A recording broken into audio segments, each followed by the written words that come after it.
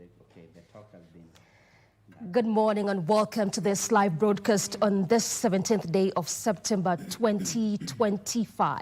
This is News Check, a packed up show for you this morning where we'll be discussing an array of issues ranging from the UWASU strike, which has begun today, decrying various issues, among them implementation of the 2021-2025 CBA, and of course the IEBC tight timelines, taking note of the fact that on Monday they resumed the voter registration exercise, as well as the issues of delimitation boundaries exercise, and also much later we look at the World Patient Safety Day, given that that day is marked on the 17th of September annually. Just checking how far we've come since its inception in 2019, as well as the whole issue around the safety of patients. Again, welcome to the program. I'm Doreen Arange. My guests are already here. And for our first discussion on the IEBC timelines, as well as the UWASU strike, I'm joined by Jack Matika to my immediate left. Thank you, madam. Who is a governance expert. Thank you, madam. Karibu sana. Thank you, madam. All right, next to him is Dr. Harun Isaac Hassan, who is a political analyst. Karibu sana, Daktari. Thank you. And also much later, we'll be joined by Arnold Maliba, who is the party leader, Progressive Plus Alliance. He's on his way and he'll be joining us in a little short while. Karibu sana to the program, gentlemen. Thank you. All right, let's just start with the UWASU strike. They had given a 7-day notice, strike notice, but according to them, the government has not heard them. So today they are on strike, decrying various issues, salaries delay, implementation of the 2021-2025 CBA. But I just want to begin with you, Jack. What does this say about the state of higher education with these perennial strikes? Thank you, my host.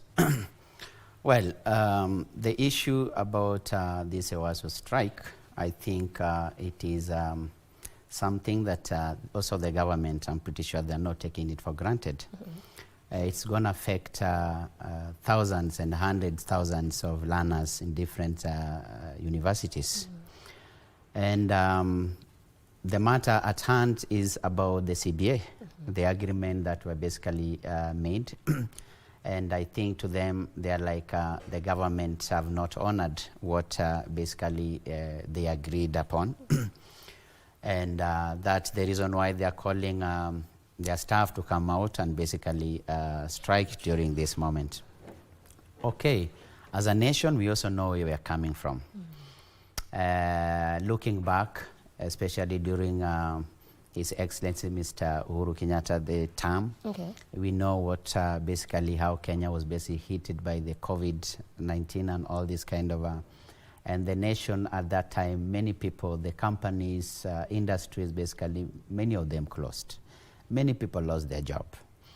And comes now the current presidents who basically found things, you know, that the economy was basically, you know, very much down. Mm-hmm. And at that time, I think he tried as much as he can to meet different peoples, like there were also leaders, and basically trying to put things together and request them to allow them to continue teaching in different learning institutions.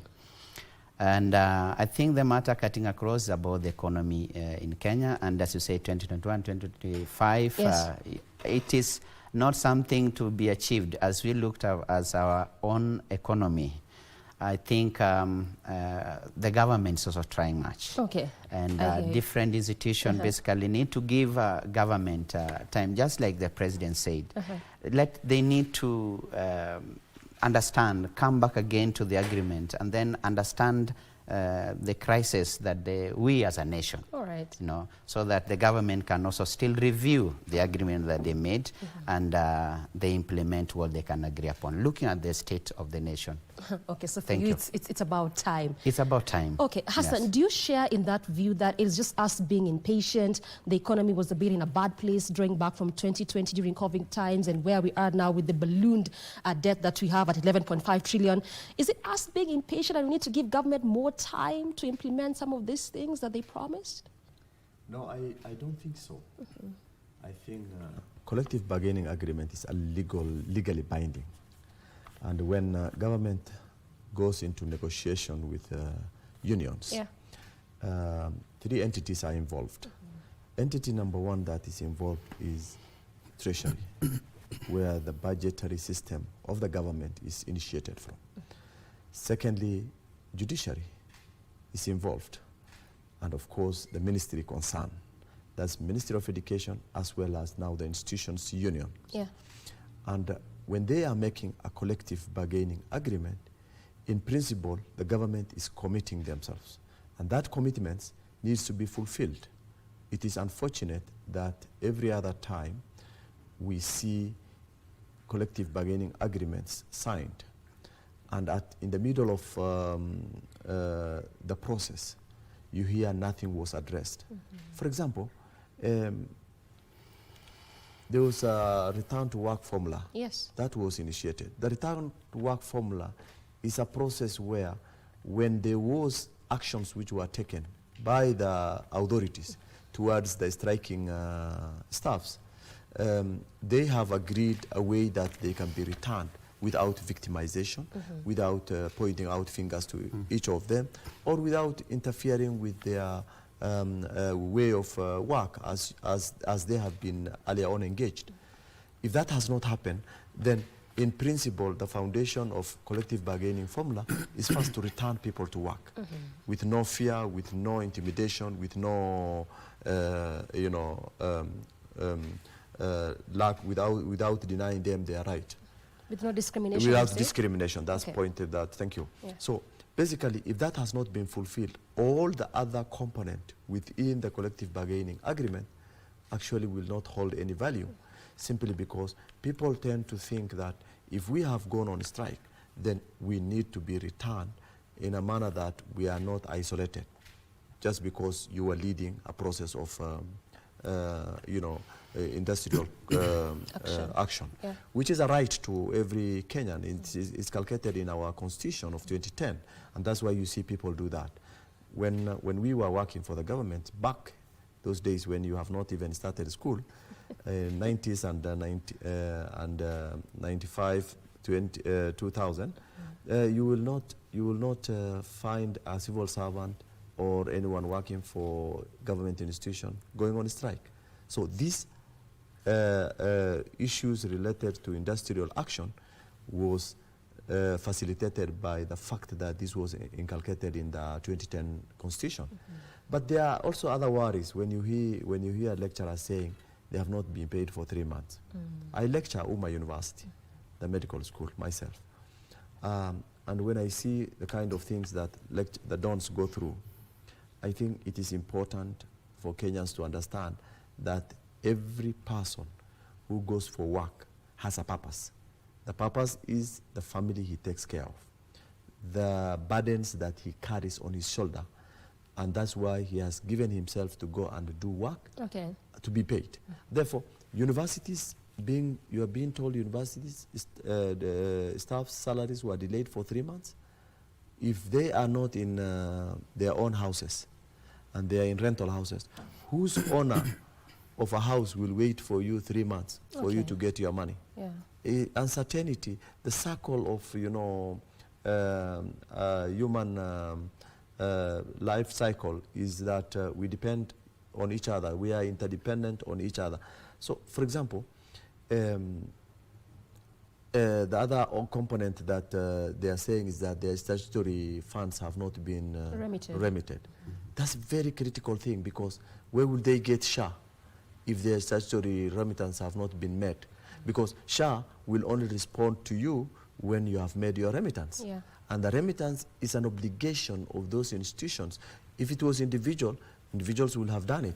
But all employees in Kenya are obliged to make sure that their statutory returns are done by the employer, other than the additional contributions they will do. So if the law says that, then it is the responsibility of this institution. Actually, if I were the ones to take action, I'll take action against those management team who have fulfilled, who are to fulfill their promises and their obligation to submit that. All right. The third one, which before you go away, is issues related to pensions. You know, You see lecturers who have been working, their remittance have not been met.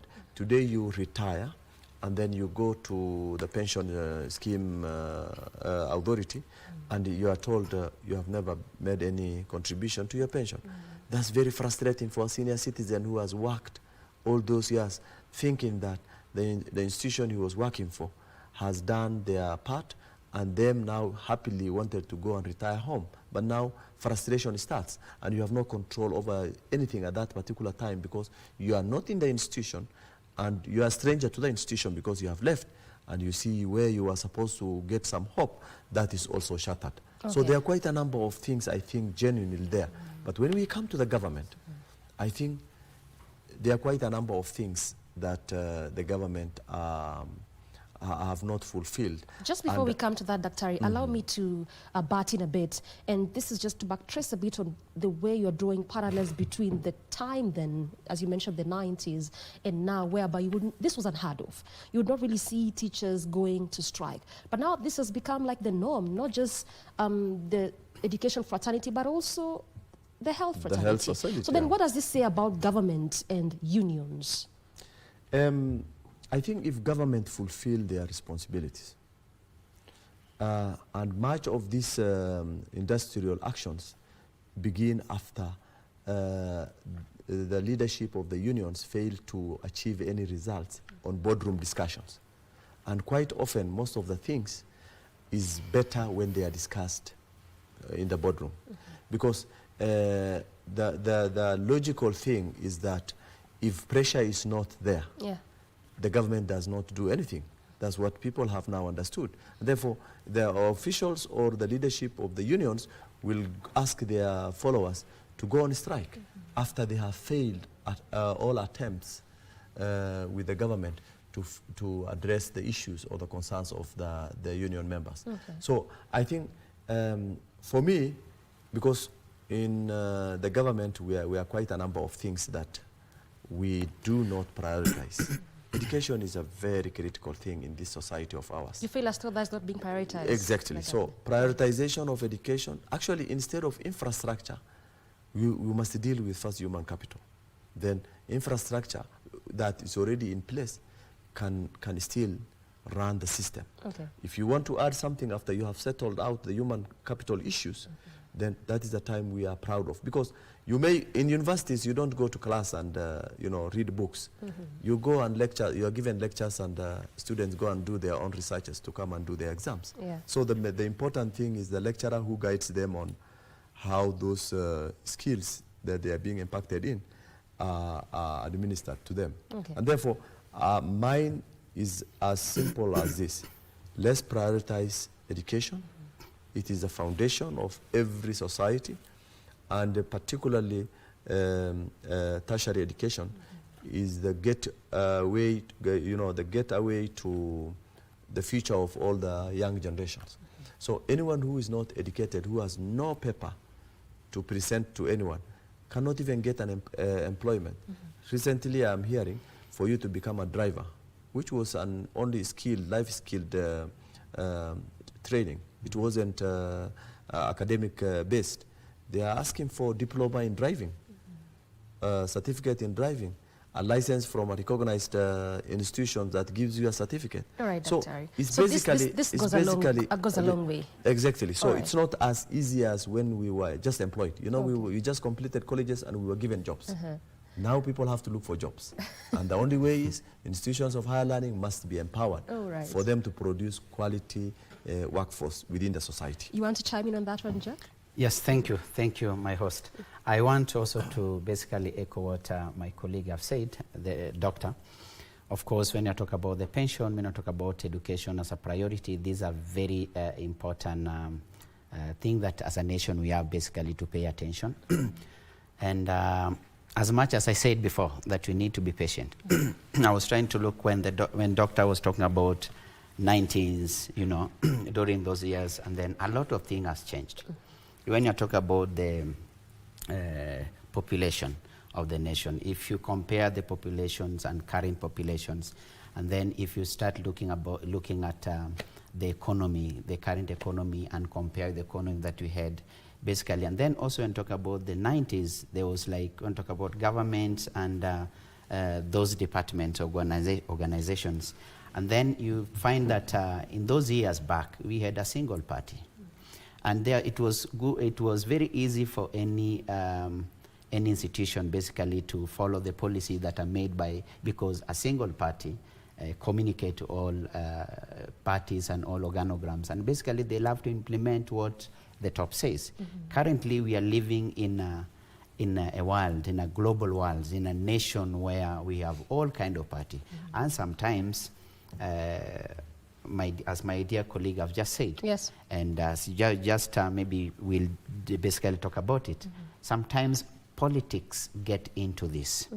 And when politics get into very important things like educations, when you have unions that are basically affiliated to other parties, and to political parties. Okay. Basically, this is where we find there are some issues that basically drag us in terms of educations and very important matters that basically we need to discuss as a nation. All right. Yes. I want us to exit this discussion, but before we get to do that, just let me ask this final question with regards to varsity issues.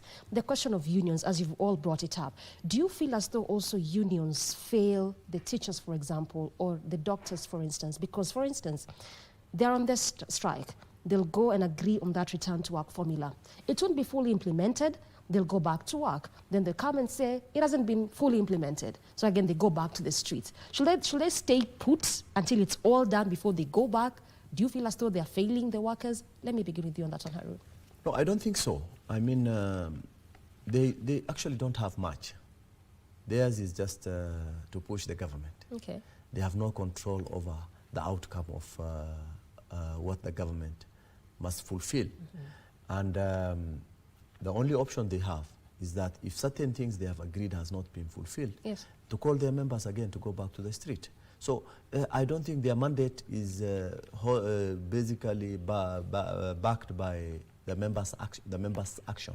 So if they are compromised, in which sometimes in some of the unions, the government will try to look at how best they can twist the leadership of the union, right, so that they get away with some of the demands. At that particular time, members have no much control because the system is set in a manner that the union officials spearhead the process of negotiation as per their constitution. And of course, it's only when the union officials announce that negotiation is no longer productive, that they will come back to them and tell them ask them for an industrial action. Therefore, if that is not done or is not called for by the union officials, then I don't think if the union officials will do anything. So in your part, the unions aren't failing the workers. No, the government should do their part. I think it's because, the failure comes when there is no output of any action. So the output is that there is collective bargaining agreement that has been signed. Right. And therefore, productivity of the union officials is basically coming out with a document that says this is what we have agreed with the government. And therefore, for them, they have fulfilled their job. Implementing that collective bargaining agreement is the responsibility of the government, not the union officials. Well said. And therefore, in essence, the union officials have done their job. Right. And that's why we think the members still are happy with them and engage them for any other further actions. Because they have all the mandate to remove them off the office and come up with the new officials. But the structure is that it is the officials that have the mandate to negotiate with the government. I hear you, I hear you. Jack, the Dons are on strike for implementation of Part 2 of the CBA. Last year, they went on 2 separate strikes before they reached the return to work formula agreement. So now Part 1 of it was fulfilled, Part 2 is yet to be fulfilled. That's why they are on the streets. In your view, do they also fail the workers?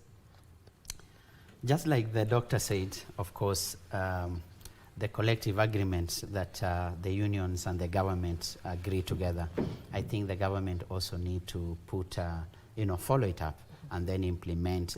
If they have challenges, it is important to call the team, to call the union leaders. They sit with them down and then try to see on how they can deliver on what they have. At the same time, I also want to agree that sometimes, you see, corruption cuts across. I want to quote, that was a year ago, 2 years ago. Basically, there was a strike, teachers' union, and then there were two unions, the secondary and then we had the primary. There was a split of those two unions. NAT and Kupet? Yes, basically, Kupet decided we are on government. So we have sat with the government, and the government are implementing what we say. You see, the other union are saying, no, you know, when you sat, we are not there. So I also believe sometimes we have union that basically betray their members, you know, and this is when it's come to there is something in the house, there is something for me. So I'll better listen and get that, and then meet with the people, tell them, okay, we have signed this agreement. Because you ask yourself, every year, year after year, there is this strike from learning institution. What happens? So you're saying that at some point the unions are at fault? That is it. All right, sometimes they are at fault. Okay. Yes. Okay, and I want us to segue now to the next discussion, because you can really stay around these strikes, especially around the universities. Yes. But then I want us to segue now to look at IEBC. And this is because today is 17th September. The next elections will be the second Tuesday of August in 2027. So basically, it's just like in less than 2 years.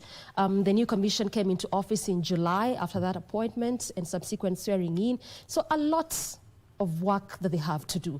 And for starters, there'll be the voter resumption exercise, which begins on 29. That's next week, Monday. Let me start with you on this one, Daktari.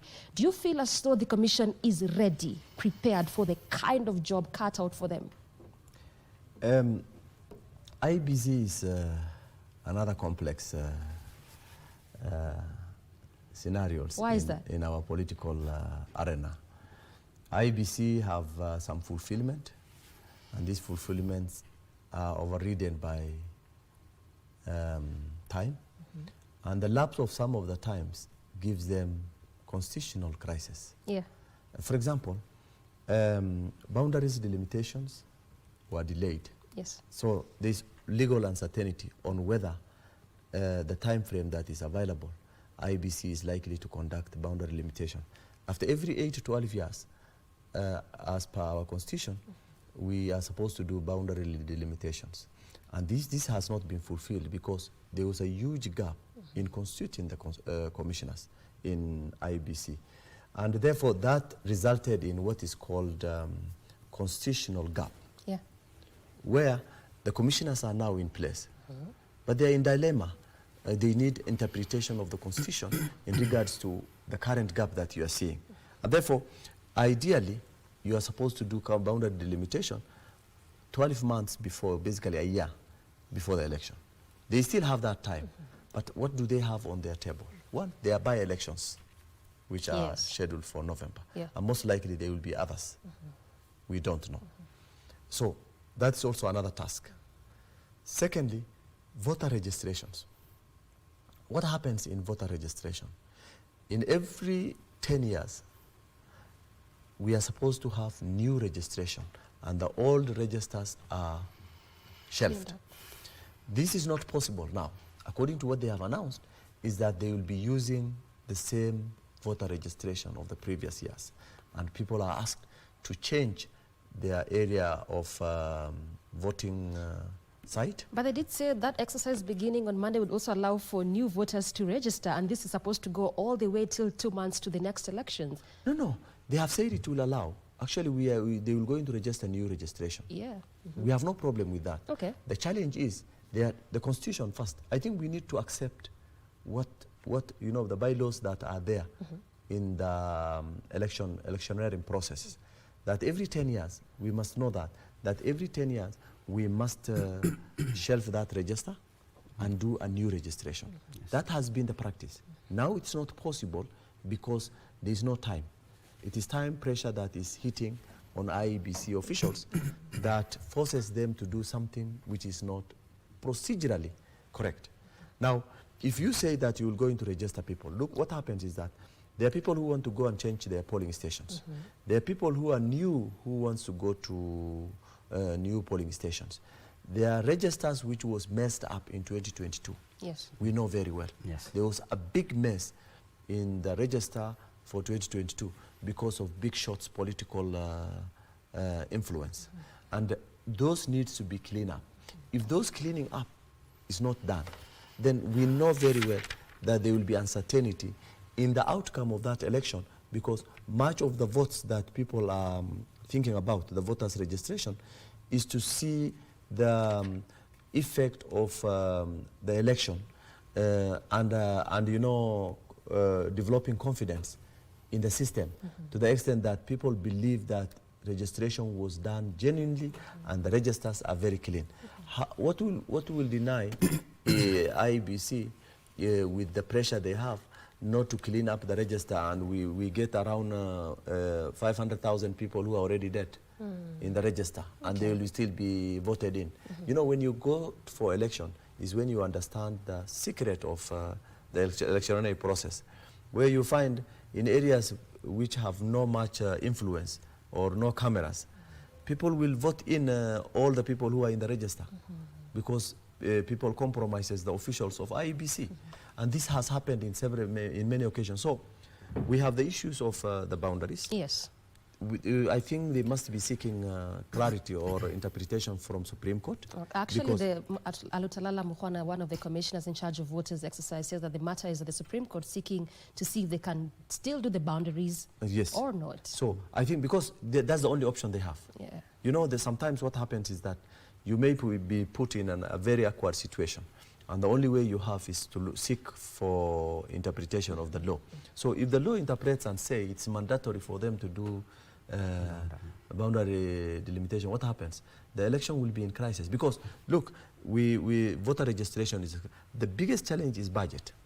They're already We'll come to that bit of budget. No, I'm just highlighting the obstacles before the commissioners of IEBC, so that if those obstacles can be addressed by the government, and of course through the legal process, then it will be there. For example, we talked about the boundaries. We talked about the by-elections that they need to clear it up. We talked about the voter registration and the cleanup of those voter registration. You cannot clean up that registration if that register if you know you had a historical register that had abnormalities or multiple errors in that context. Thirdly, the milestone for election itself, that is procurement of election process equipment, gazettement of nominations, with the deadlines, recruitment of officials of electoral commission or the election process, and of course all this requires budgeting. Their operations. And now they are already complaining that they have not been allocated sufficient budget. So they can only overcome this process if sufficient budget is provided and you know, a thorough what do we call fast tracking process is done in most of the steps that they need to take. All right. Jack, really the work looks a lot. The time looks minimal. In your view, is the new commission ready, and especially in lines with the question of confidence with the kind of work they're cut out to do? Thank you, my host. As a Kenyan, and I think I've experienced several elections. I have participated, I have voted. I want to say that I agree with the views and point raised by Doctor. Our nation has a black stain of blood through these independent office, which it's an office that basically give this Kenya, if we have credible, transparency, and people basically that wants to see our nation, you know, moving forward. And then something has to happen. I want to say that boundary delimitations is very much important. As we think and planning for next general elections, we basically need to start from what we know. We don't want to continue going ahead when we know ahead there is fire. So if already we know there is fire ahead of us, let's clean this. If these new elected or appointed officials, they want to redeem, because if you talk about IEBC, every Kenyan has negative attitude toward this office.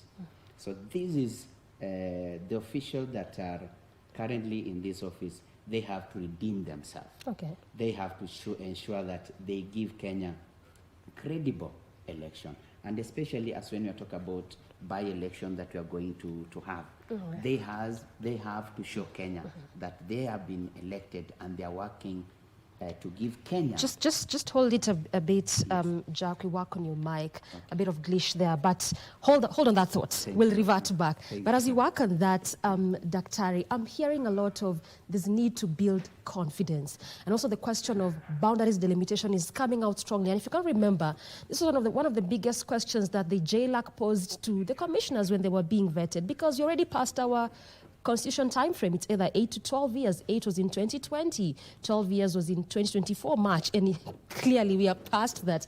So in your view, what is the constitutional implication of going to an election which is actually below 2 years from now without boundaries review?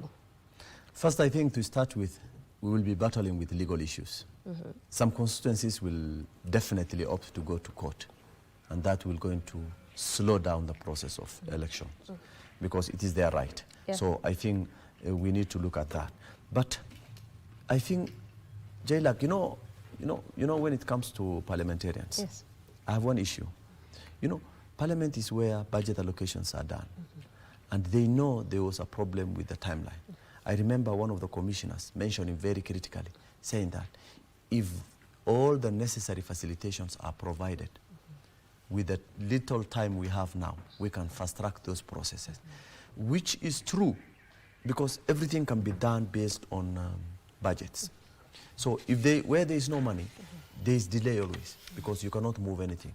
So first, I think if we go to election without doing the boundary review, first we will going to have the issues related to legal battle from some of the things. Secondly, you know, some people will feel, because, you know, 10 years or 15 years down the line, population have increased. Yeah. And some people will feel like they are not fully given a complete representation. Meaning, you know, you carve, you know, they don't create a new constitution, but they carve those constitutions with massive population into the smaller ones, and so that they get proper representation. Therefore, that is one. But what are the obstacles ahead of them? The obstacles ahead of IEBC is one, that they need to build confidence of Kenyans on the kind of registration they are going to conduct. One. We could be convinced, probably we get an advice from Supreme Court, yes, saying that it is in order, when such crises occur, we can go without doing a boundary review for this time, and it could be done in the next election. That is possible. If that happens, then they need to build confidence in terms of advocating for major changes in terms of the way they do things, in terms of building confidence within the society. Yeah. Because IEBC has become, although I disagree with people saying that the problem is IEBC, problem is never IEBC, problem is the politicians. Okay. Reason being, IEBC has never been independent. The name independency comes up, but it has never been independent. You can only become independent when you have your own coffer, where you control. So long as they are asking for resources from the executive, exchequer, from the exchequer, then independence is relative there at that particular time. So what I tend to think, what I tend to think is that cleaning up the register, yes, which is primarily the tool that will be used for the election, that will going to build confidence for Kenyans when someone is elected. All politicians like us are likely to get confidence that the registers that were used are in order. Then they need to clean up that registers. I hear you. Cleaning up builds trust and responsibility. So I think IEBC commissioners with resources allocated, they need to do more than what they are expected to do in the shortest time possible. And I really hear you talk about the resources and budgetary, and we'll really get into that. But before then, Jack, you were addressing the question of confidence, and Aktari has also mentioned it. But just weighing a bit further, how can really this commission build confidence with the fact that we know where they are coming from and the kind of way in which Kenyans see the commission? Daktari has already aired the matter of which is in the court and the legal battle that he has just talked about. On the boundaries review? Yes, in the boundary review. I think it is this legal constitutional set offices like the court, they don't need to wait too much. They are putting Kenyans into a very awkward positions because they delay, as doctor says, and then election takes place. Basically, there will be a constitutional tug of war. Yes, everyone will go to court. And what happened at that time, we'll be talking about the economy of the nation. So I think the constitution offices that have been set aside, they need to deliver to the Kenyan people. They are getting their salary through Kenya, through the Kenyan people. And so they need to work for the people of Kenya. I also want to echo the same, that you see, when I talk about the IEBC, you will agree with me that politically, everyone wants to have an hands, even during the time that the election and nomination is taking place. It is politically influenced. So every Kenyan, they are aware of this. But what I call about these individual people, when they have been brought to these offices, they are supposed to serve Kenyan people, not individuals. Like there was a case, not a case, but when different governors, they were complaining and they were saying, no, we were just given things to sign during the time of equipment, hospital equipment. And the president asked them, look, how illiterate would you be? You sign a document that you don't read, So even the IEBC, the individuals that are in the offices, the people that are coming to bribe them, they need to have the integrity. So you agree this is also more political than just the commission being independent? No, it is politically influenced. Yes, politically. During even the time the selection is taking place. And so we call upon them. All Kenyans are aware of this. So then if it's politically motivated, just as how both of you are saying, so then it means that it's very difficult for this commission to instill confidence in Kenyans? Because there'll always be that political connotation around the commission. I think issues of transparency in all the process will save the commissioners. Yes. The pressure of politicians will never end. Even when you look at even the process of elections, appointing the commissioners, there was that argument that the government of the day is influencing who should be appointed. To some point, even the process halted. Yes, the process was halted in between. Yeah. But actually, who appoints these commissioners? The government of the day. Yes. The president appoints these commissioners through a panel that is appointed by him again. The selection panel. But appointed by him. But why would you say that, Dr. when we have different entities give names of people in the selection panel? It doesn't matter. And then these individuals would apply before they come for the interviews and vetting? Actually, I don't doubt one thing, that the people who have been appointed as commissioners are not there by right. They are actually there by right. Okay. But the influence that the government of the day can have is something significant. That's why they were, we are just talking about the battles that they went through. Yes. But let me advise, or if I'm needed, if my advice is needed, let me talk about what actually IEBC should do. Yeah, the actions they should do. That is, they should put all the timeline, publish the timelines very well, in order for Kenyans to understand exactly this is the way we will going to undertake the process of the election until 2027. Of course, the procedures and the budgets. Once they put that out, then Kenyans will gain a bit of understanding of what is going on behind doors. And that way, you can build the confidence. Of course, live streaming of major events. Yes.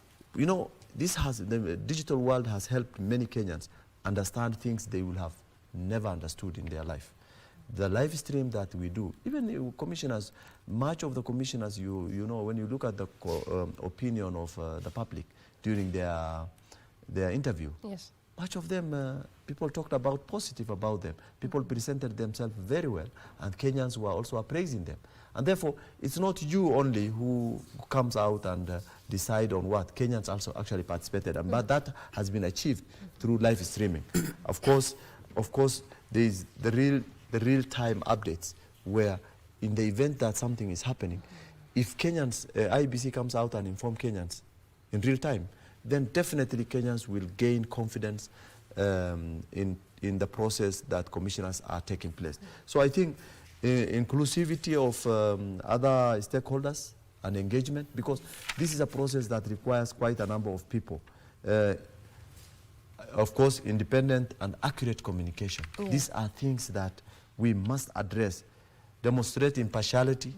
Don't respond to, you know, they shouldn't be seen you know, dining with the executive or the politicians, for that matter, or legislators, because these people are all assumed to be going through a process in which these commissioners will going to handle for them to hold their offices. And therefore, at this point, they should completely keep off from those people. Okay. Of course, electoral technology and security is the other things that they need to bring out very clearly.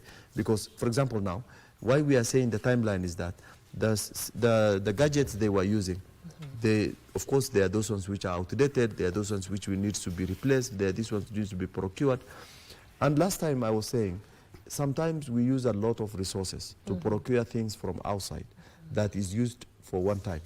Why don't we look into a system that is cost-effective within our reach, that can be utilized and can be trusted in that manner, and they can fulfill the responsibility of the commissioners to do the election process well. So basically, I think we need to prioritize a lot of things. For example, the election booklets, the voter, the cards, those, what do we call? The ballot papers. Yeah. Why do we go to, we are making money here in Deleru. Okay. If we can make money here, that is more important than... We can equally make the, you can actually make them. Papers. So we don't need to spend a lot of money and engaging a Russian or a French company to produce a paper that has my picture on it. And the Kenyans can do it. Actually, you can even draw your own self and then vote in. So I think there are quite a number of things we can look into in terms of cutting cost. We can utilize the resources that are available on our on our vicinity. And Kenyans will be so happy if we do a very cheap election. Kenya is the most expensive election globally. We are rated globally as one of the most expensive elections in the world. Yes, Jack. Yes, just to echo what Dr. Ariab just said on the electoral. Basically, on where I sit, I think as a Kenyan, a rating from 1 to 10, Kenyan rate IEBC from 1 to 10, 2. So that is your rating. That's my my rating, but I give because I'm a Kenyan. Okay. And I interact with the Kenyan people. And I hear what the Kenyan people say, how they cry and what they say. So I think not my rating. I think that where we are as Kenyans. And we want this new IEBC to redeem themselves by doing what Dr. Ariab just said. You know, put everything in order and let there be transparency. Let them start gaining trust with the through the Kenyan people by whatever they are planning. Let them sensitize the nation on everything that they do. When it comes to election and papers and all this, Kenyans, where we are today, trust among ourselves is not there. So I think the matter on, but I know that was just Dr.'s opinion on printing the papers. I think we have not reached that moment because the trust, us as Kenyans, still is not there. The trust is still very low. It's still very low. Okay. So I think... But let me ask one question. What makes you have more trust in an external institution rather than your own institution? Are we building a government that is not completely trusted? Then we shouldn't do any election. Let's have the usual way of dictatorship, and we move on. More like a monarchy kind of. Exactly, a monarchy. Otherwise, this question of trust, does it speak to just bad manners, our bad manners as a country, as opposed to just saying we don't trust this institution to do their job as it's supposed to be? Lack of respect for the available constitutions. You know, there are laws governing us. And now the biggest challenge we have is that Kenyans never respect their constitutions, never respect their laws. And that is why. That's why you can see a matatu can jump into a pavement and cross on the other side of the road, and nobody questions them. It is Kenyans who are supposed to question them, not police. Policing is not something that everyone can do from all the corners. It is the society that do policing. For example, all countries which have gone far are being manned by digital cameras. What is it that we cannot have that digital cameras and people respect that process and there will be no issues? So the issue is Kenyans themselves, and of course the leadership that we bring on board. Because if they don't enforce the laws of the land, then we most likely be defined as people who live in a banana nation. Then that just speaks to our political bad manners. If you can't respect independent institutions or constitutional offices, that speaks to just our political bad manners. Absolutely, I totally agree with you. Okay, very quickly, Jack, before we move. Yeah, just a moment. Sorry for interrupting you. Yes, just a moment. Yes. You see, when I talk about trust and the citizen, you know, losing trust in an institution, as a Kenyan, I watched, and is still under investigation, I watched a Kenyan being shot, dead. And I stand before the camera, I said, that is not me. As he said, the institutions that have been mandated, you know, to carry the investigations, once you have the investigation, everything clear, you put it white and, you know, white and clear. This is what you have found. So with corruptions, the corruption is the big elephant in the room. Okay. Yes. That's why we are lacking this trust. Corruption is the big elephant in the room. That's why we have trust deficit. Yes. But then away from the confidence question, let's just go back to the voter registration exercise, which begins next week on Monday all the way to 2027, 2 months before the election. And on that one, Dr. how will this influence the politics in that year and subsequent the election? To what end and to what extent? First, voter registration is the moment when politicians, particularly from peripheral regions, northern Kenya and other areas where it's very remote, do their elections. That's the time that actually we do our elections. During voter registration exercises? During voter registration, because we will spend a lot of resources to mobilize people to get their voter registration card and ensure that they have also registered for the polling stations that you will desire to have them. And I know IEBC has not still instituted a digital way of registration, and I tend to think people are still going there physically. Yeah, in fact, election is largely manual. Exactly. So the voter registration now will be very expensive for an individual voter, an individual who is a voter register. Meaning that, for example, you are working in Nairobi and you want to go and register in a polling station in Turkana or in Mandera, Yeah. or in my constituency, Mandera West, where we will have to have voters registered there in those polling stations.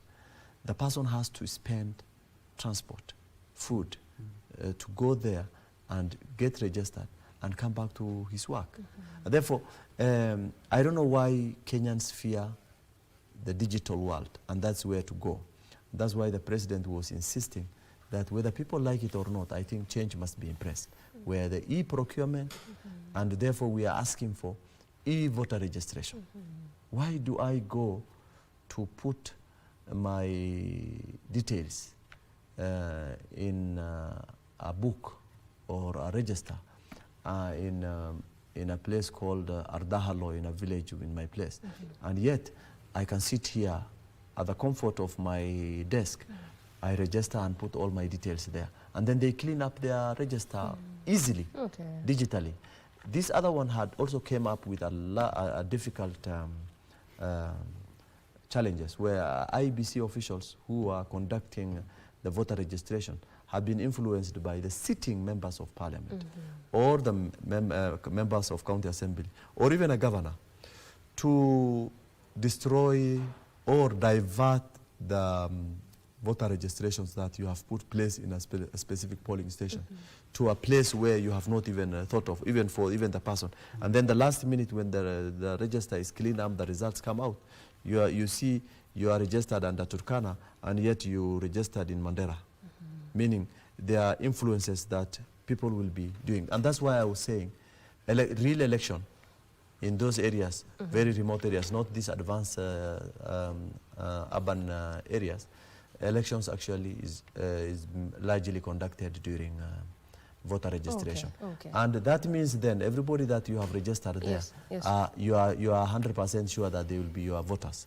And that's why I'm saying primarily what you have registered in a polling station at the moment will determine what will going to elect you tomorrow when the election time arises. This exercise is huge. This exercise is a very huge Okay. exercise, and there will be a lot of resources which will be used. I hear you. And Kenyans are very happy when such things happen, because handouts will be coming out.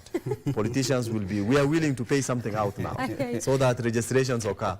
You will see people asking for transport, airtime, lunch, something to live with family. So quite a number of things are going on. All right. Thank you. And we really have to exit at this point, but it will be not nice for me to exit without just getting your final remarks, Jack, on this one. And this is especially in regards to this by-election slated for November 27th. I know we've talked about confidence and how important that is, but then also, just as we finish up, is this that litmus test for IEBC in respect to that confidence build-up? You are reading my mind. Okay, finish up then. It is a litmus test for these new officials. So as we said, the doctor already said, let them redeem and let them show Kenyans they are different and than those that have been in those offices by giving Kenyans the right people. By refusing, we want them going to the TV live, calling KBC saying, we have been bribed with these 5 million to give. But we have refused. Yes. Okay, thank you. That's what we want. No, I think, no. We really have to exit. I think that we really one, have to exit that I just wanted at this to say point. one thing. We are strapped for time. We have to exit at this point. I just wanted to say one thing. That I don't think if that will be an litmus test for commissioners. Simply because this is the small constituencies that have no much interest nationwide. So we want to see the 2027 election as their first litmus test. Not this by-election. This one only they are practicing. They are time. practicing a way of conducting electioneering process. Probably if they do this very well in terms of logistical understanding and challenges, then we can see how they do that next elections. All right, that has been Dr. Harun Isaac Hassan, a political analyst, as well as Jack Matika, a governance expert, just discussing about some of those current affairs issues currently in the country, among them IEBC tight timelines given the kind of work that is cut out ahead of them. Thank you very much, gentlemen, for making time. Asante sana. And we have to exit at this point in this discussion, but we are coming back in the next hour where we'll be looking at the patient safety. This is in respect to the Patient Safety Awareness Day, which is marked every year on 17th September. That coming in the next hour. Stay with us.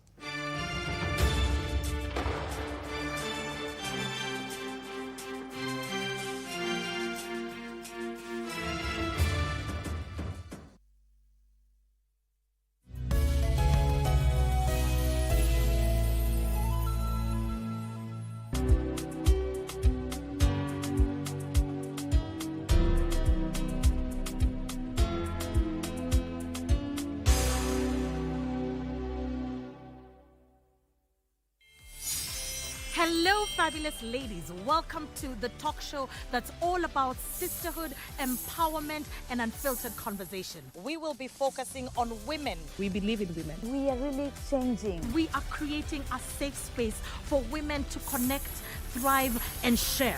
Just because you're a woman on a bike, you're labeled in a certain way. It's not just a talk show, it's a movement. When they are standing, we need to stand out. From heartwarming tales to hilarious adventures. They could ask me, Catherine, why are you learning?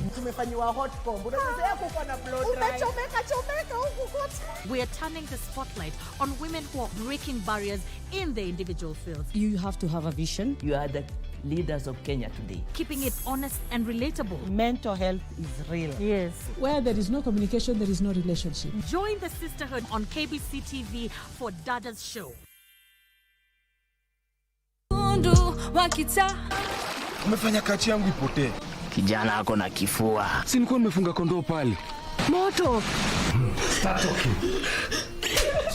Linda na pesa. Niko na kero nafaa kupatia Elijah. Nikimpata dedi. Hawezi ita maneno matamu kama super baby. Wewe ushaona Matilda yule wangu? Kwani dada amerudia pombe? Uongo. Nini unaangalia sana hivyo? Zile vyetu ni supu.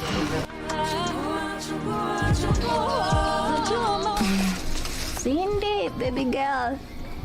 Target itaepa. Ijapo safari wena ugumu, utanishika mkono. The cases of suicide have been on the increase.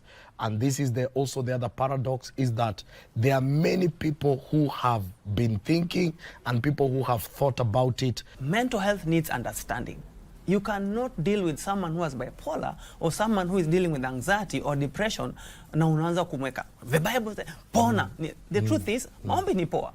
But this is just a sickness. Kabla nimekata mguu nafaa kuwekwa bandage, ipewe time ya kuheal. That is mental health. I met that young man. Mimi nikaona tu hata hisi counseling. Msana need do. In fact, they say, brought us together, one faith, one call. A mercy to mankind, the greatest of all. Sadaka si tu kutoa mali, bali ni moyo wa kujitolea na kusaidia wengine kwa ajili ya radhi za Allah. Kila Muislamu bila kujali hali yake ya kiuchumi ana fursa ya kutoa sadaka katika namna yoyote. Watachukua haki za wanyonge na wanyonge hawatakuwa na watetezi wakati huo. Lao kaenda wewe ndio utazidishwa makosa. Kwa hiyo Mtume sallallahu alaihi wasallam akasema zama hizo zikifika ndizo anazozihofia. Kwa hiyo anahofia mambo 6 katika umma wake. Insana fi ahsani taqwim thumma radadnahu asfala safilin illa alladhina amanu wa amilus salihat ala ali Ibrahim Allahumma barik ala Muhammad differently. Positive change is not always sudden. Sometimes it is achieved after a long period. What matters is the effort we put individually or as a group. Most companies, you'll find that they're not employing persons with disability, which is a sad fact. Tunalenga kupata vijana ambao wako na ulemavu ili waweze kupitia what we call inclusive internship program. Wakipata hizo skills ama taaluma waweze kujisimamia. Differently able. Mimi tangu lini nimetoka nyumbani pira ninia ndani nikuje nifanye company. Sasa mimi hawezi kujua mara ngapi, lakini siku ile sisi lisika wewe ilikuwa tu kaangalia. Hata uoni haya kutembea bila mimi kiketu sisi hatufahamu ile ndani. Sasa kwani kuna makosa gani? Mimi vile uliniona nilikuwa short but round. I was just like that. Like that na ya kampuni tu peke yake. Sasa hiyo ni pi? Imagine. Kulingana na uchunguzi ilijulikana kwamba biashara ya kuiba nguo na kuuza haukuanza jana ama juzi. Sasa hiyo kielele umeleta mpaka huku utaongeza madaraka.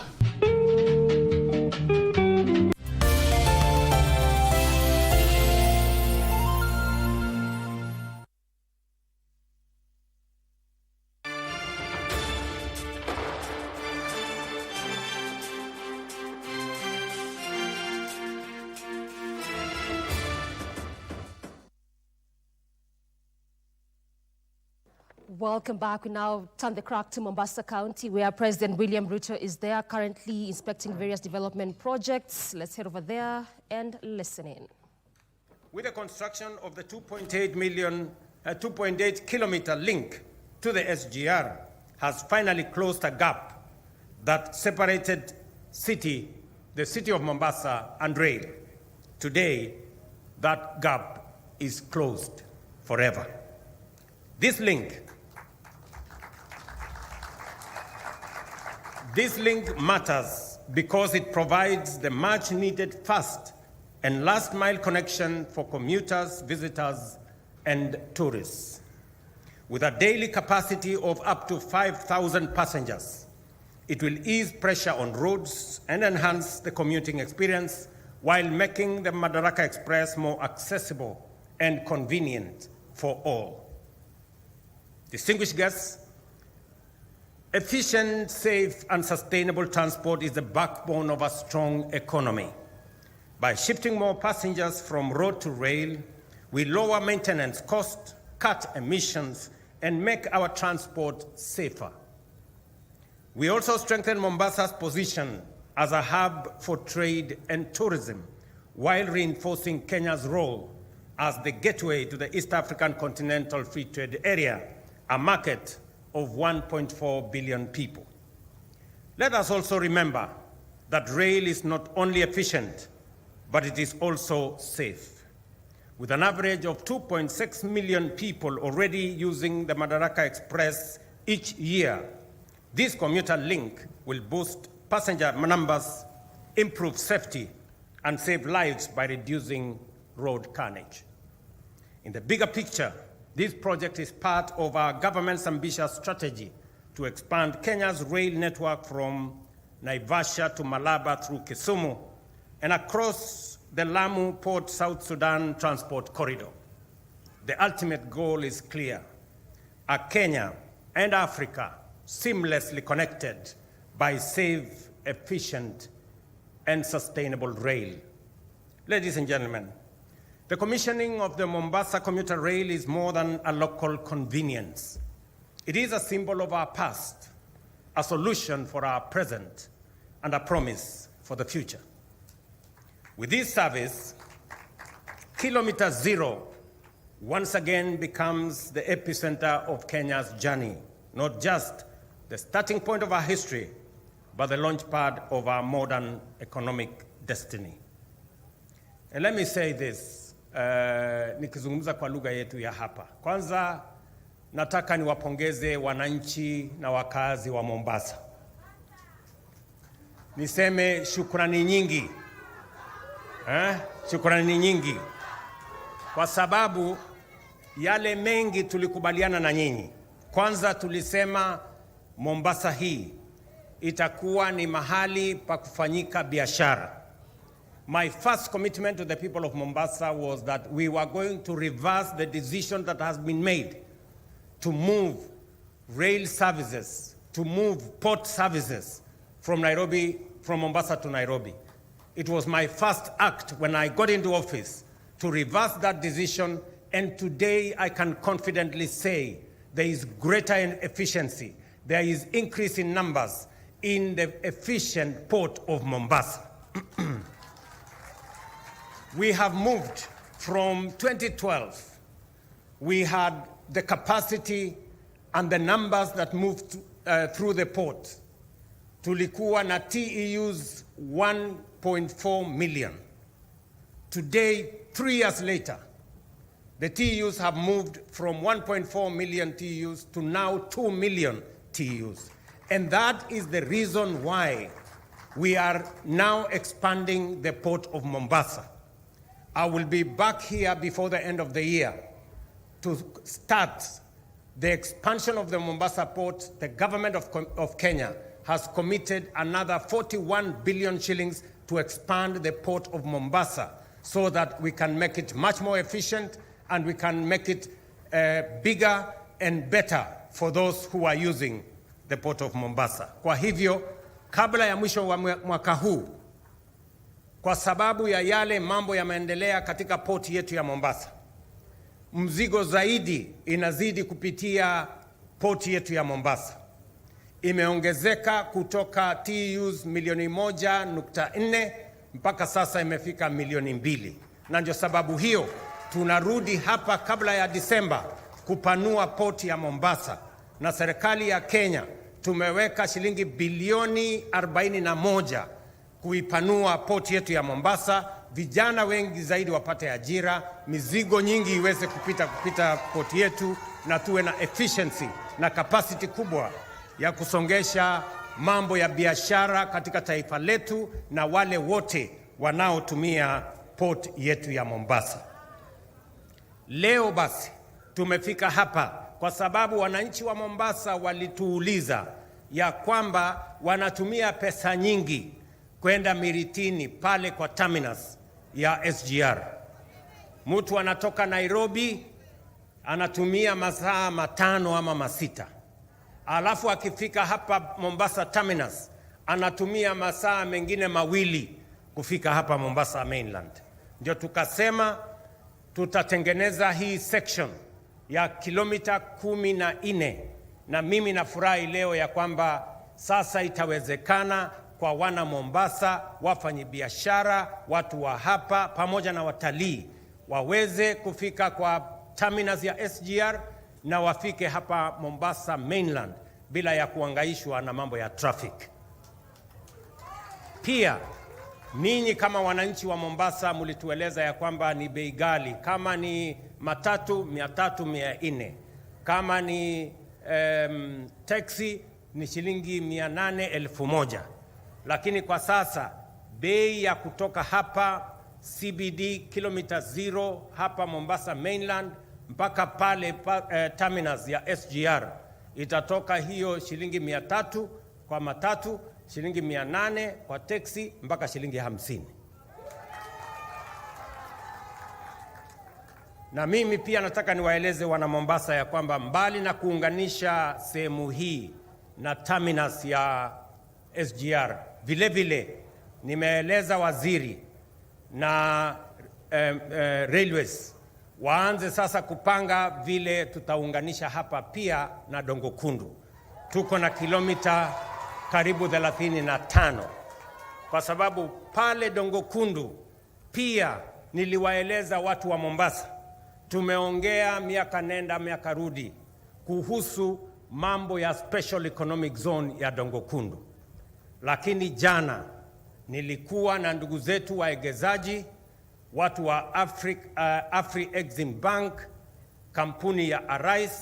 Tumeanza jana kule Vipingo, na sasa tuko na pesa shilingi milioni 500 dola ya Marekani ama shilingi bilioni 65 za Kenya kutengeneza special economic zone ya Vipingo, kutengeneza special economic zone ya Dongo Kundu na kutengeneza special economic zone ya kule Mombasa.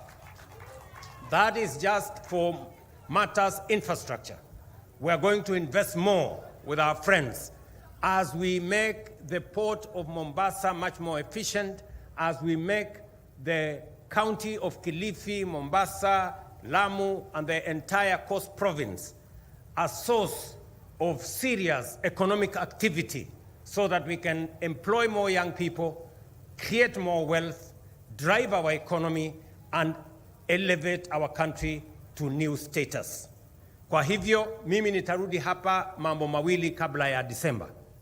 Nitarudi hapa kwa mambo ya Dongo Kundu, kuja kuanzisha rasmi ujenzi wa special economic zone ya Dongo Kundu, na nitakuja hapa ili tuweze kupanua port yetu ya Mombasa. Kwa sababu ndugu zangu watu wa Mombasa, Kenya haiwezi kubadilishwa kwa maneno matupu ama kwa matusi ama hekaya za abunuasi. Kenya itabadilishwa kwa miradi na mipango ya maendeleo bwana. SGR hii mnayoona hapa leo tumefikisha hapa CBD reli ili kupunguza msongamano wa magari, kurahisisha usafiri na kupunguza gharama kwa wananchi usafiri kutoka Changamwe, Miritini, Mazeras, kule Shimanzi, all the way mpaka wafike hapa CBD. That is the kind of efficiency we want to create in our economy because that is how we are going to move this country to the next level in matters development. Vile vile, mbali na mambo ya reli, mbali na mambo ya Dongo Kundu, vile vile tuko na barabara nyingi ambazo tunatengeneza hapa Mombasa. Mombasa is among the counties, aside from what we are doing in Kilifi and Kwale, it is among the counties we are investing heavy on matters infrastructure. Nyinyi mnajua barabara hii ya kutoka hapa Mombasa mainland kwenda mpaka Jomvu pale tumefikisha hapo, imekamilika. Sasa tunaendesha ile kutoka Jomvu mpaka Maseras. The commitment I want to make to you is that we have committed enough resources. Tumeweka pesa ya kutosha kukamilisha section ya kutoka Jomvu mpaka kule Maseras ama Mariakani. Vile vile mnajua tulijenga ile barabara ya kutoka Miritini mpaka Mwache, na tukajenga ile barabara ya kutoka Mteza mpaka Kibundani. Sasa pale sections ambazo zimebakia mwaka huu tumeweka pesa kwa budget yetu shilingi bilioni 4.7. 4.7 billion shillings have been committed to complete and to work on the roads in Mombasa County.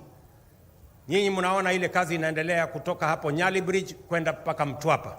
Mumeiona hamjaiona? Kutoka Mtwapa tunaweka pale daraja mpya na kazi ya kujenga hiyo daraja imeanza. Vile vile kutoka Mtwapa mpaka kwa Kashengo tumetengeneza dual carriageway.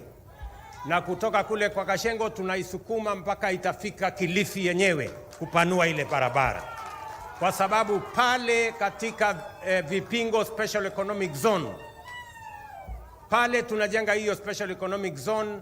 In the next 2 years it will be ready, na tunataka iwe inaweza kuajiri vijana ya zaidi ya 30,000, kwa sababu ni kazi yetu kama wa Kenya kupanga vile vijana wetu watapangiwa ajira, ndio tuweze kuzalisha uchumi, tuweze kuondoa umaskini, Kenya iweze kusonga mbele.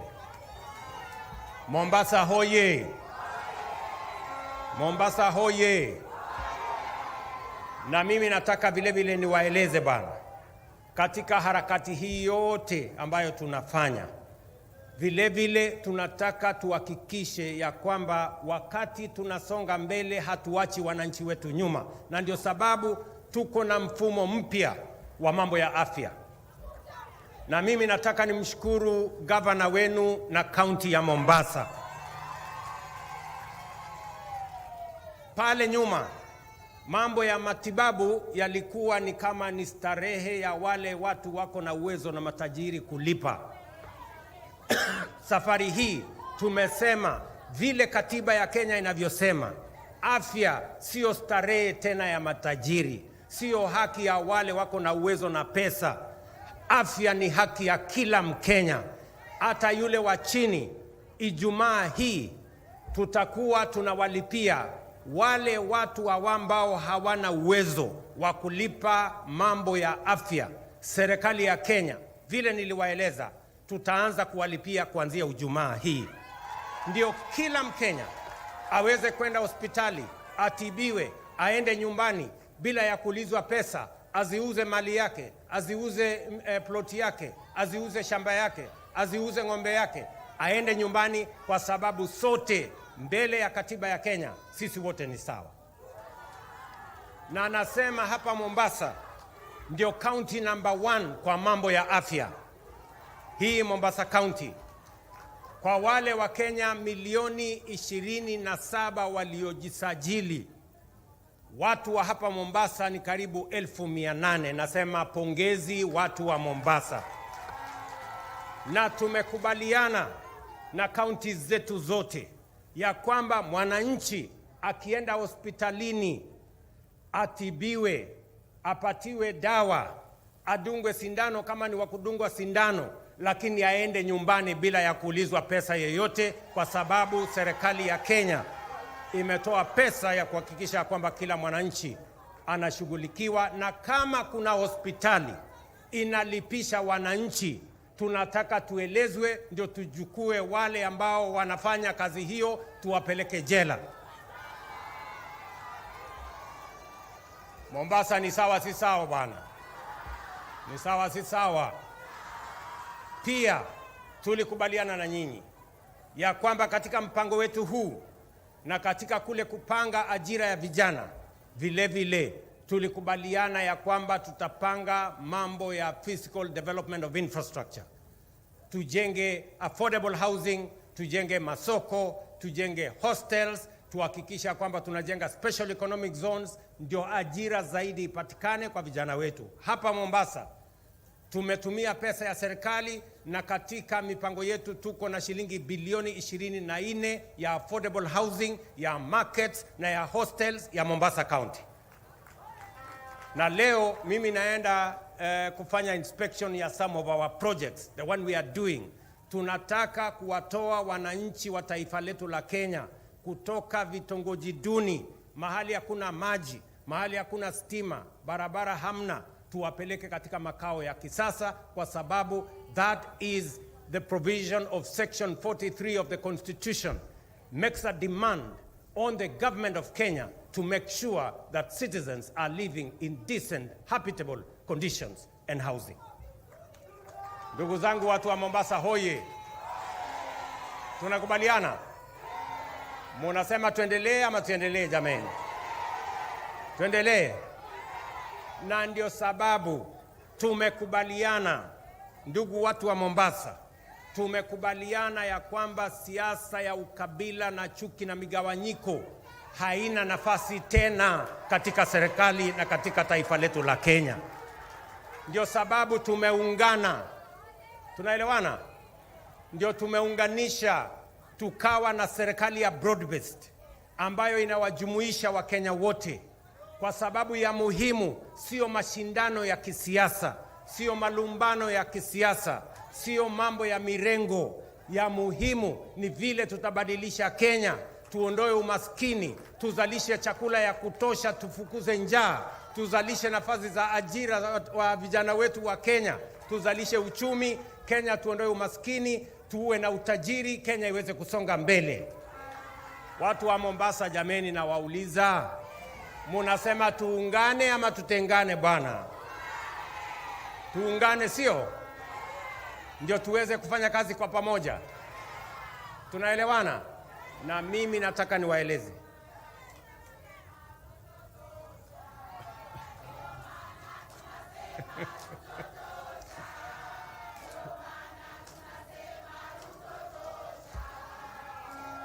sikizeni my friends, sikizeni. Kuna wale hawana imani na taifa letu. Kuna wachache ambao hawana imani na taifa letu, hawana imani na uwezo wetu, hawana imani na mipango yetu. Mimi ninawaeleza wale, please, mtupatie nafasi. Wacheni mambo ya kutukana na kudharau taifa letu. Hatuna taifa lingine, na hii taifa letu la Kenya, tukifanya kazi kwa pamoja, tunaweza kuondoa taifa letu la Kenya kutoka kwa yale mipango ya third world. Tunaweza kuisukuma nchi hii, wakati tukiishi hivi tukiwa hai, tuipeleke mpaka first world, kwa sababu inawezekana. Wengine wamefanya, Kenya inawezekana, na tutaifanya tukiungana pamoja. Mombasa hoye! Mombasa hoye! And I want to say, when I am in this beautiful old city of Mombasa, that as citizens of this country, we must believe in ourselves. We must believe in our country. We must believe in our ability. And it is possible for us to move Kenya from where it is, working together, eliminating tribalism, removing division, making sure that we are united. We can lift our country from being a third world country to a first world country in our generation. And that is why I want to say, without fear of any contradiction, that Kenya is going to succeed, and we are going to shame the enemies of our nation, because together we are going to stand united. Our transformation in the food security sector is happening. We are growing more food.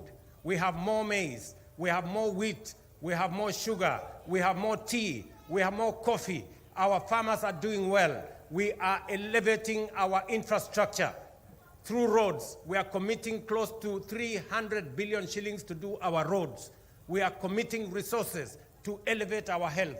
We are committing resources in our housing program, locally mobilized resources. And I want to say, I have confidence in the future of this nation. We can do it. When others did it, we can do it as Kenya. And I want to ask every citizen, we can stand together, ignore the naysayers, ignore those who are negative, ignore the people who have no plan, kwa sababu wale ndugu zetu wengine ambao wanatuongelesha panganga na porojo na hekaya za abunwasi, hawana mpango, hawana sera, hawana agenda, hata akili hawana.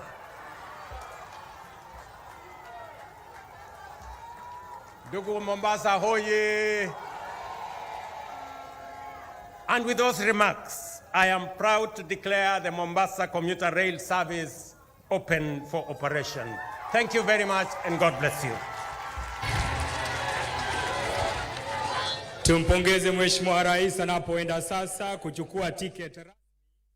And today he is in Mombasa County. What you've just seen there is the commissioning of the Mombasa commuter railway. That is just what he has finished addressing there, and that is expected to enhance last-mile connectivity for passengers using the Madaraka Express. All right, away from that, we come back to studio and we continue with our discussion. Right now, we center it on the World Patient Safety Day. My guests are already here, and I will start with my farthest right. That is Dr.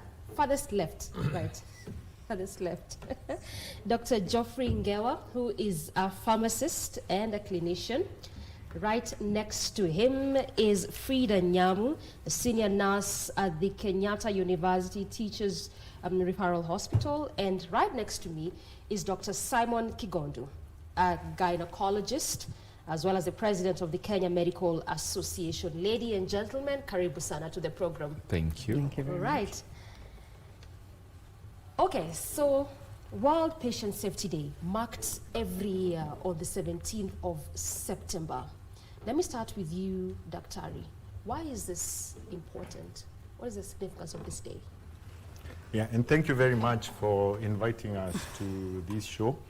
The essence of going for healthcare, yes, is to come out better and to come out alive. Mm-hmm. And therefore, we have noticed that sometimes when you seek treatment, you may come out worse off than you came in. So the World Patient Safety Day is a day to remind us that we need to continuously improve our provision of healthcare to the highest standard of healthcare, so that when people approach a health system, they come out better than they went in. Okay, so more just like tracking the progress therein as far as patient safety is concerned and see what more we can do to protect patients. Yes. All right. Frida, as a nurse, you, like almost the first line when a patient comes to a facility, which set would you say is the most vulnerable and why?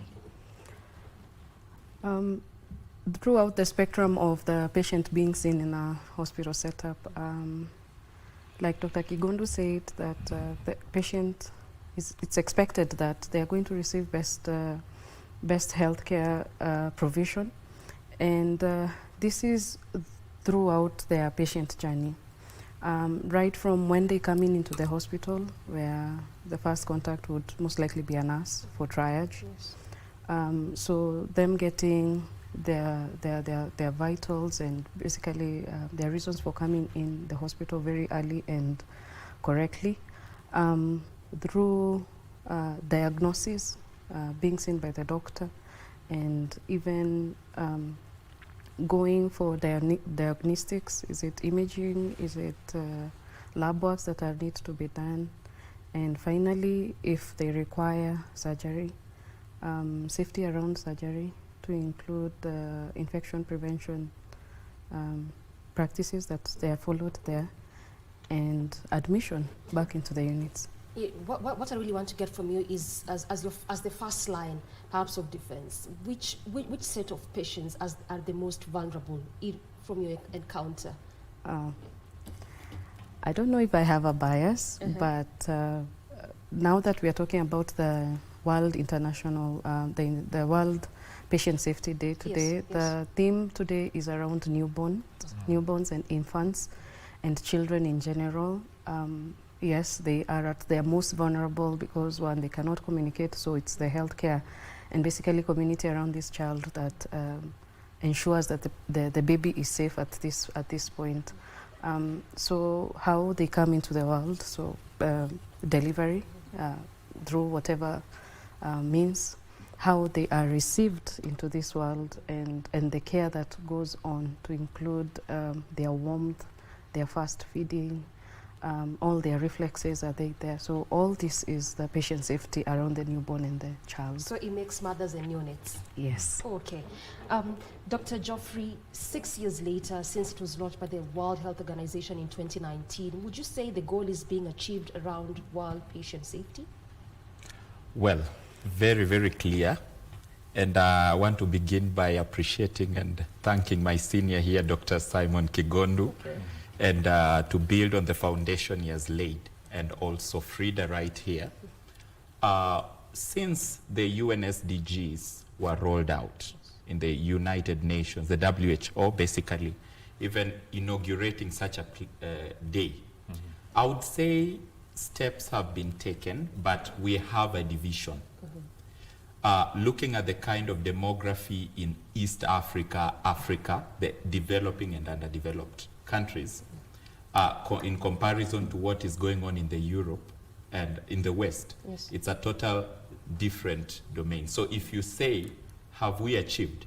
In this other side, it's quite slow, and that's why we are seated here today to establish why is it that slow. But yes, steps have been realized, step by step. But on the West, it's quite clearer. Reason I'm saying this, up to today, on statistics, the world spends $42 billion up to today on the cases of negligence or maybe errors that are in hospital that revolve around patient safety and so on and so forth. We are going to see as we proceed. Thank you. You've said how many billion? $42 billion. $42 billion. Yes. Okay, let me just stick with you for a moment. And you say that in the West, progress is being made. When you come down to Africa, maybe by extension Kenya, is a bit slow. In your view, is it a question of policy or poor implementation into this? Just from the greatest item that I will really focus on is mindset. Okay. The mindset from the top to the lowest, there is something called the Maslow's hierarchy of needs. And when you look at that triangle, you'll realize right at the base, you are essentially a slave of your needs. So when you look at the living standards of us on this other side, and the capability to focus on development and maybe application of the knowledge we have received, the efficiency is slightly lower. So that tells us not that we are not capable, but we need to now come up with efficient methods that would be fitting and best fit for the East African, the African demographies. So, and secondly, looking at the young people, the population, and also the training in the healthcare, you'll realize there is a potential that really can revolutionize Africa, even way beyond the other side. It all depends with the strategies that we come up with, and that's why we are here. Thank you. Geoffrey says it's a question of mindset, Daktari. But then we're also establishing that mothers and neonates are really the most vulnerable demographic. In your practice as a gynecologist, why would you say mothers present as such from your practice? The measure of good healthcare system is easily measured in the care of mothers, and especially expectant mothers, and the deliveries and management of that and their newborns. This is because, and that is why a mother, and we go to the end of the spectrum, for instance, the death of a mother while giving life, which can also lead to the death of that child, you see.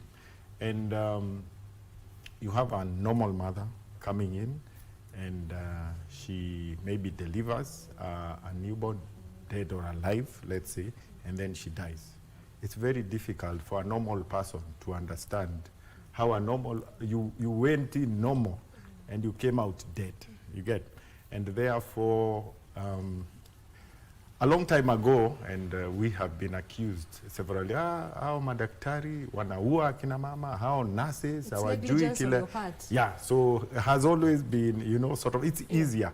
The reason is because the person in contact with those people is the nurse, the midwife, the doctor, or the people who are handling them.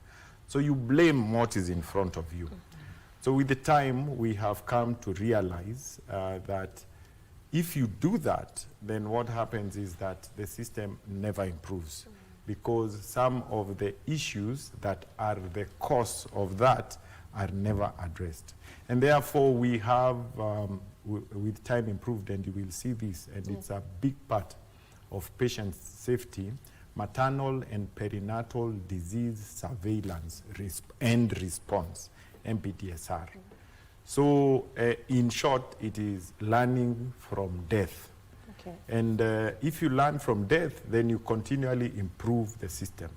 The person who has died, we will grieve, it's unfortunate, but if you do not correct the factors that led to that death, then you will be having a conveyor belt of both dead babies and dead mothers.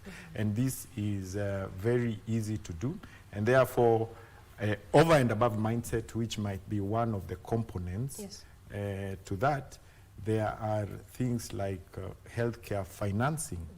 Maybe the institution was not rich enough to employ qualified nurses or midwives, so they employed other people who may not be qualified enough, leading to death, especially when complications arise. All right. So then what are facilities doing to curb this? Because this comes out as some of those key perennial issues. I'm saying perennial because they come out more often.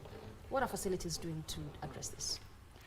So you must analyze your health service delivery on the 6 pillars of a healthcare service delivery system. And the first pillar is governance. So a facility must, at the top, put the most qualified people for governance. For instance, a medical facility is better run by a medical doctor or a medical nurse or a clinical officer as opposed, for instance, to a procurement officer. You get, that is a governance. So you are saying these people may have more insight as to what the issue. So there is governance. So put qualified people in the practice at the top. Yes, the governance issues. Put qualified people at the top. And a lot of times it's the people who have been there but may need additional training. Like, for instance, if you have a medical superintendent for the hospital, the bottom line may be a health practitioner, but if they have additional management training, you see, that's a better. So those are the ones who are to develop the policies for running this hospital in the future. Okay. The second and most key is the workforce. For instance, to conduct deliveries, you need the qualified midwives. You need qualified doctors, medical officers, obstetricians, and gynecologists, and basically people trained with the ability to detect normal and abnormal and manage them. Okay. Workforce shortages are a big problem in quality, because sometimes you may have one nurse managing more than they are supposed to manage, and therefore that leads to a lot of errors. Then when it comes to his area of interest, availability of medication, equipment, because, and a lot of times you may see, you can come to a hospital, but if the medication is not there, you will still die.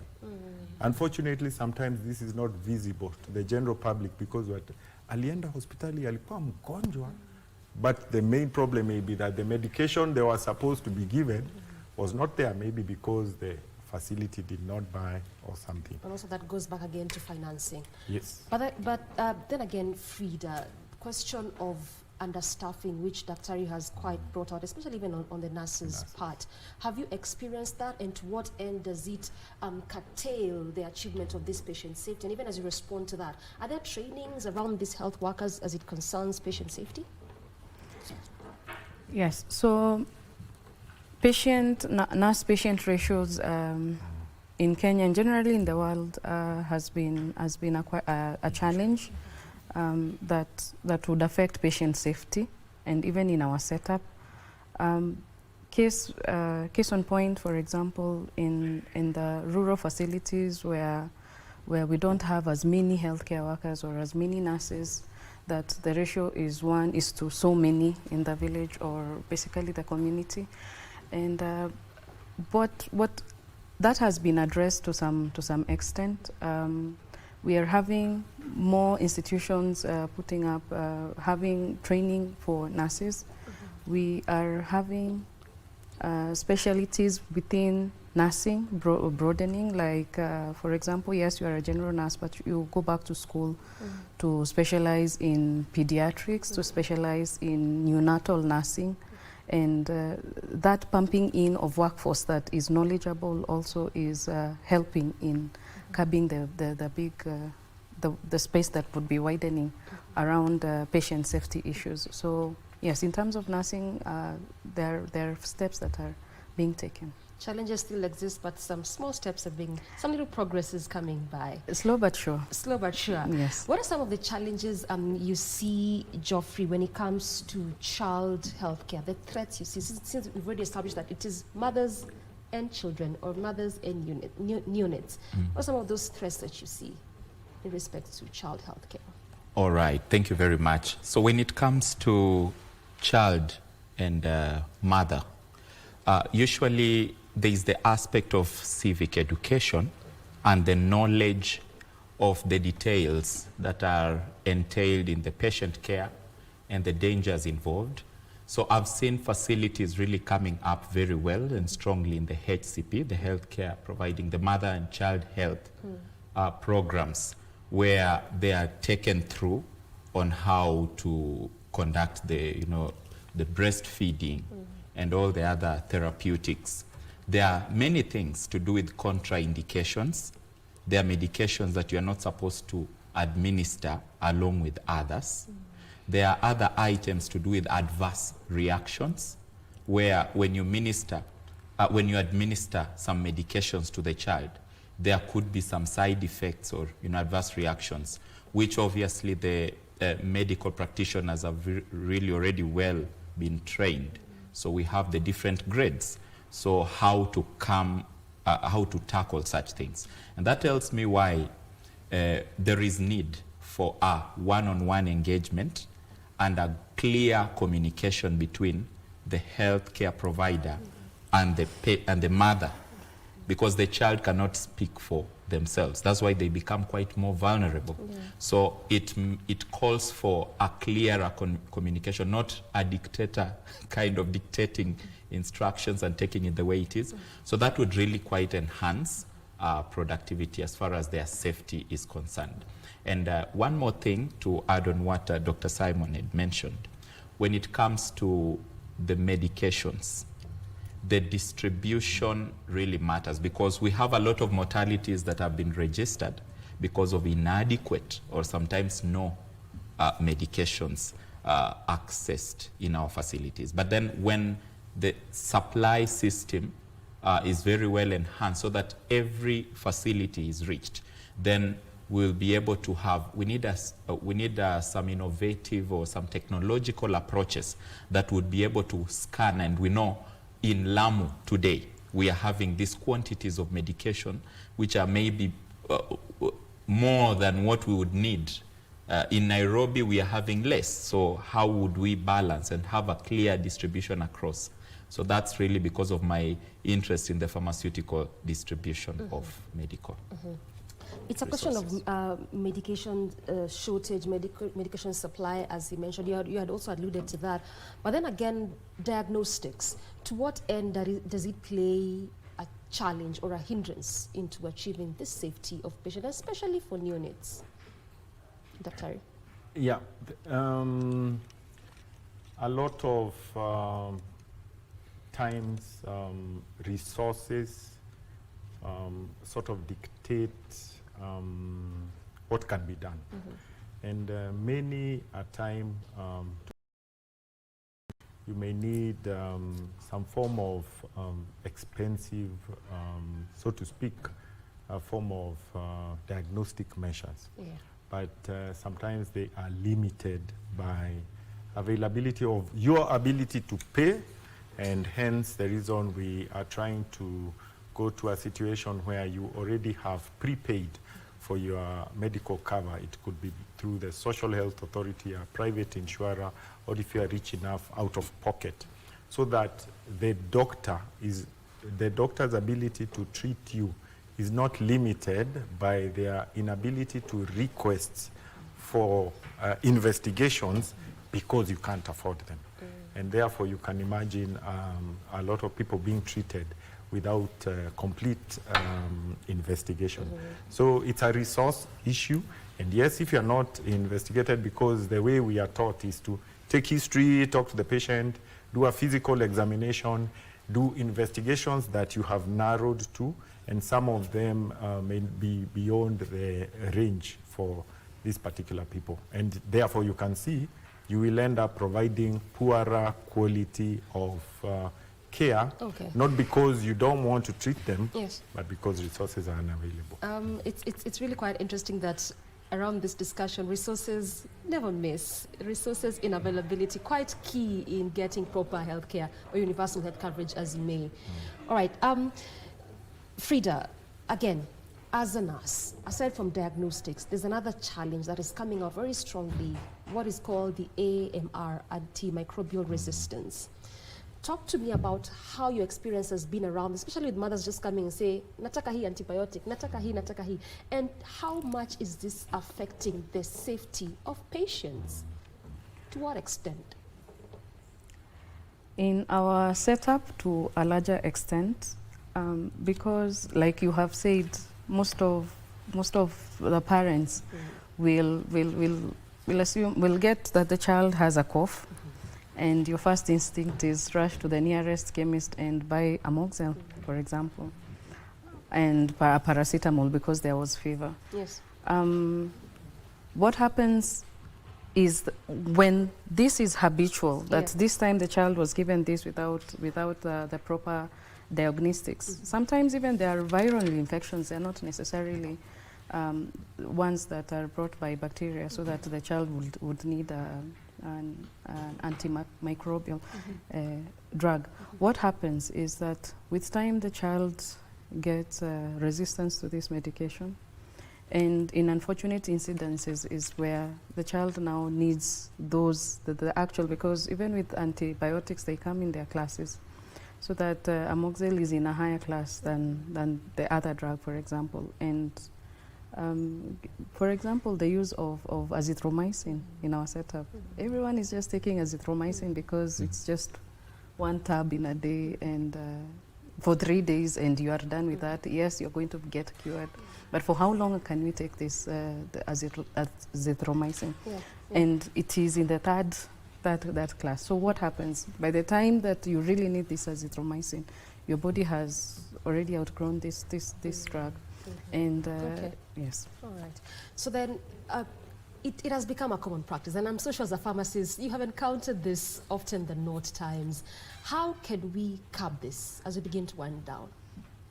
Yeah, very, very important. In pharmacy practice, you'll find particular risks. The first is we are having look-alike medications, sound-alike medications. Those are the medications which have similar names or sound similarly, they look similar. So you would have quite dangers of administering. There are such kinds of risks that come in between.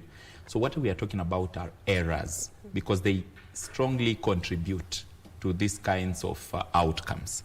And when you look at the antimicrobial structure, resistance, which we've ever talked about on this bench some weeks back, you realize it's all about the discipline or the knowledge of the consumer. So usually, sometimes they would know and ignore, or sometimes they would want to self-medicate because of the lack of resources in that regard. Again, resources. Resources, because now they cannot really manage. Most of the time you'll see them go to the nearest pharmacy instead of going to hospital to meet a physician for a whole diagnostic process. They would rush to a pharmacy quickly and say, okay, nipatie he and he. And then you see sometimes you do a moxiclav before, or you jump to the third line of administration, the therapeutic lines, the generations. You realize it develops resistance. There's also another thing. You see, when you are administering antibiotics, which mostly if you got a flu today, you would quickly rush to get maybe an antibiotic. You don't know that you need some bacteria in the body, which are the normal flora, to fight against that virus. Because viral infections, the approach of the therapy is quite different. So you have to do hydration and whatnot and the boosting of the immunity. But then when you take those antibiotics, they go killing those normal flora. So such kinds of things are revolving around the knowledge, and also they are revolving around the communication and also discipline that needs to be embraced. And because you mentioned the winding up, I need to mention the following items. When Very it quickly, thank you. When it comes to the innovation, the strength in innovation, there are quite technologies that are accessible at the moment. And we just need some empowerment, especially from the government sector, so that these will be strengthened to advance. There are many willing young people who are capable to run these innovations. When it comes to diagnosis, the quality of diagnosis really would matter. And then when it comes to also mastering we call them pharmacovigilance. All right. So when you are having the administration, you need to track what are the outcomes there. So prescription audit systems need to be put in place. Turnaround time systems need to be put in place so that we are able to track to detail and then improve the quality of the outcome. I hear you. And I'll finish with you, Dr. Simon. As we mark this day, what is your message to mothers, policymakers, governments, your fellow doctors, as we mark the World Patient Safety Days? Yeah, the Kenyan Constitution says that all Kenyans are entitled to the highest quality of health care wherever at the point of the care. And therefore we urge both the policymakers, the practitioners, and the population to demand for quality care. And this demand will entail good governance in the healthcare space, will entail for an increased qualified health workforce, will entail pharmaceuticals and equipment to be made available, the information technologies to be used for the improvement of healthcare, and an overall service delivery to our population should be pushed by all actors. All right. So it's a collective effort to ensure safety of patients. Yes. Thank you very much. Thank you so much for your time. Highly appreciate it. A bit short, but yeah, thank you so much for your time nonetheless. I've been speaking to Dr. Simon Kigondu, a gynecologist, as well as the president of the Kenya Medical Association. Right next to Daktari has been Frida Nyamu, a senior nurse at KUTRH Hospital, and also Dr. Geoffrey Ngewa, a pharmacist and a clinician. And our center of focus has been on the World Patient Safety Day, which is marked globally on the 17th of time. Thank you so much for making time for us. I've been your host, Doreen Arange. Susan Thuku has been our sign language interpreter. I can see my colleague Sheila Kayoro on the other side with Kurunzi Tamrini. Nonetheless, thank you so much. We put a cap on that note. Stay tuned for Kurunzi and Tamrini coming up next.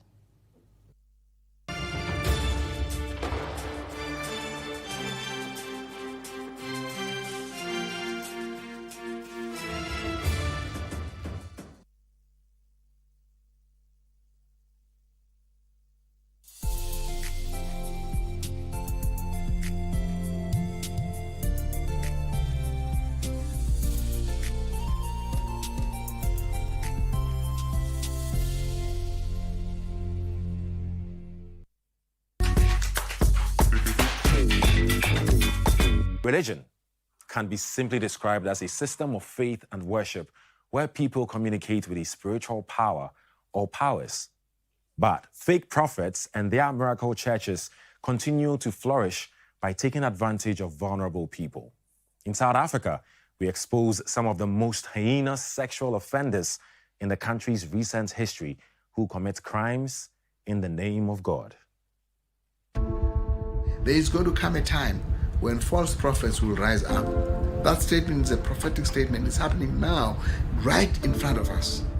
The Bible says, sell your possessions and give to the poor. In recent years, however, self-proclaimed prophets have come to deceive their followers and cherish worldly possessions. We'll continue to be rich. We'll continue to be multi-millionaires. We'll continue to be multi-billionaires. And we'll continue to preach Jesus, who died on the cross for us. Faking miracles and prophecies, pastors are luring scores of believers into their churches to siphon their money and abuse them, all to live a life of luxury.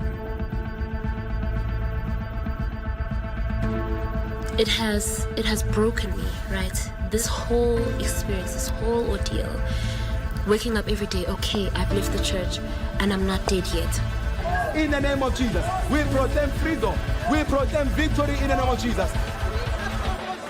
The church mafia is out to destroy your life.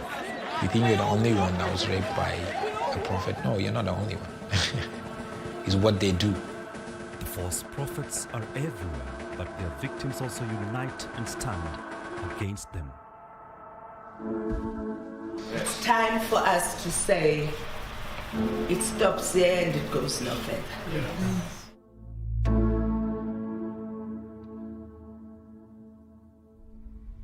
Cheryl Zondi does not go into churches anymore. Too painful are the memories.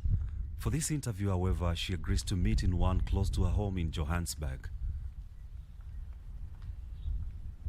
The gifted singer vividly remembers how she and other young girls were lured by gospel music to join a congregation close to their home called the Jesus Dominion International Church. I think that's, for me, that's what gripped me into the church. I'd always loved music. I'd wanted to be a singer for as long as I, could breathe. And just hearing them and how they sang,